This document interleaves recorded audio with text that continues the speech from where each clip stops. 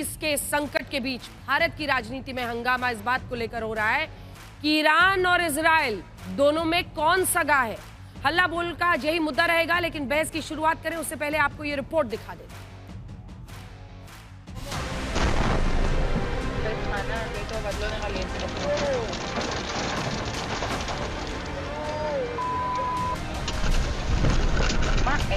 Iran के परमाणु अड्डों पर अमेरिकी हमलों को अमेरिका और इजराइल की ओर से शांति की गारंटी बताने की कोशिश हुई थी, लेकिन ये नई तस्वीर बता रही है कि जंग महाभीषण हो गई है। ईरान ने इजराइल पर हमले के लिए नए तरह की मिसाइलों की झड़ी लगा दी। इजराइल के अलग अलग हिस्सों में खैबर शाकान, इमद, कद्र और फतह 1 मिसाइलों से हमला किया।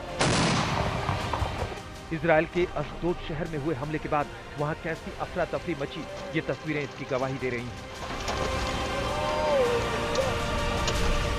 ईरान पर आज इजराइल के हमले भी बेहद जोरदार रहे। ईरानी स्टेट टेलीविजन के मुताबिक फोर्दो अंडरग्राउंड न्यूक्लियर फैसिलिटी पर इजराइल ने फिर प्रहार किया है। यही नहीं, इजराइल के हवाई हमले ईरानी रेड क्रिसेंट हेडक्वार्टर बिल्डिंग पर भी हुए। इजराइल ने ईरान के एक टेलीविजन बिल्डिंग को तबाह किया। इसके साथ इजराइल ने उस जेल के गेट पर बम दागे जहां ईरानी शासन के विद्रोही बंद हैं।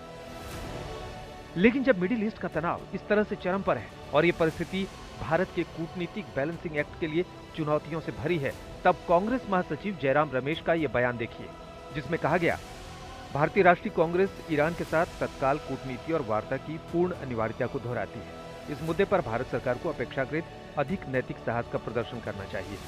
मोदी सरकार ने अब तक न तो अमेरिकी बमबारी और इजराइल द्वारा ईरान पर किए गए आक्रमणों, हवाई हमलों तथा लक्षित हत्याओं की स्पष्ट रूप से आलोचना की है और न ही निंदा की है, बल्कि मोदी सरकार ने तो गाजा में फिलिस्तीनियों के नरसंहार पर भी गहरी चुप्पी साध रखी है।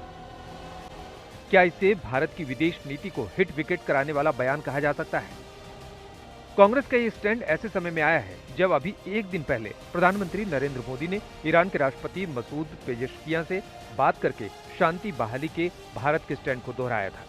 मिडिल ईस्ट एक नाजुक मसला है। अमेरिकी हमले के लिए भारत के एयर स्पेस के इस्तेमाल की फेक न्यूज को पीआईबी को फैक्ट चेक करना पड़ा, लेकिन भारत में राजनीति का यह स्तर भी देखिए, जहां नेताओं को ईरान इजराइल के युद्ध में क्षेत्रीय संकट नहीं बल्कि मुसलमान दिखने लगे हैं।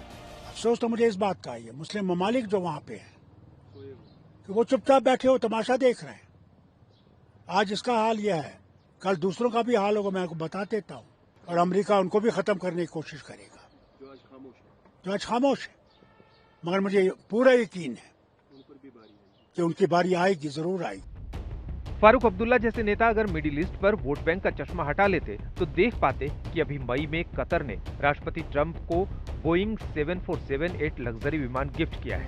इसी मई में राष्ट्रपति ट्रंप के मिडिल ईस्ट के दौरे के दौरान सऊदी अरब के क्राउन प्रिंस मोहम्मद बिन सलमान की वो तालियां वाली तस्वीर भी अभी धुंधली नहीं पड़ी, जिसे उन्होंने ट्रंप के सम्मान में बजाई थी। इसीलिए ईरान इजराइल युद्ध और इससे पहले इजराइल गाजा जैसे मसलों पर भारत को बहुत सधी हुई रणनीति की जरूरत है, क्योंकि इजराइल, ईरान, फिलिस्तीन तीनों पर भारत के अपने राष्ट्रीय हित हैं।